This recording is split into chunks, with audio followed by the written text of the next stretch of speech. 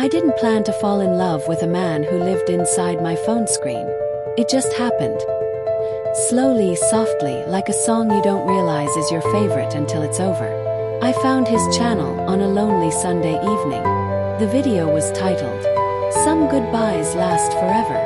The thumbnail was just a blurred image of a man sitting alone at a bus stop. Something about it pulled me in. He had a quiet voice. Not the kind that demands attention, but the kind that feels like home. He spoke about a girl he once loved, how she left without closure, how he waited months just to feel okay again. His words were raw, unpolished, real, and I cried, not just because of what he said, but because he said everything I had once felt and never knew how to say. His name was Nathan. From that day on, I watched every video, not out of habit but hunger. His pain felt like my own.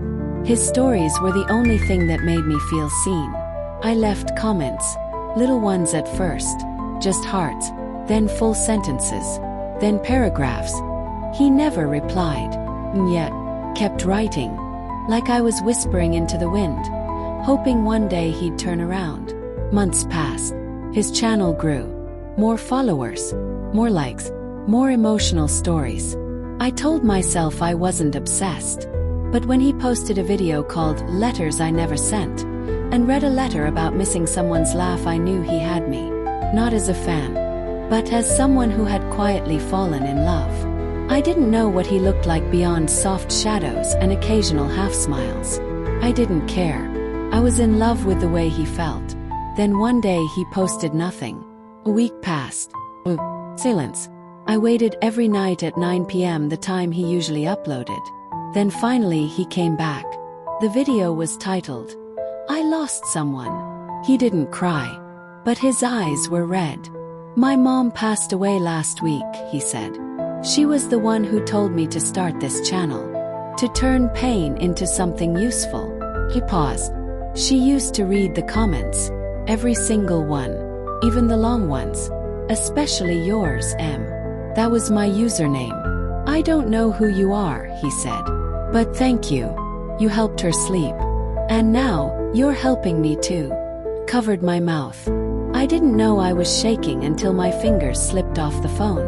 He saw me, even if he didn't know my face. Even if he didn't know I existed fully. Some part of me had reached him. Weeks later, he posted a video titled, "Do you believe in soul impressions? I think some people meet us in invisible ways. Through words, through timing, through silence that feels like understanding." At the end of the video, he read a poem.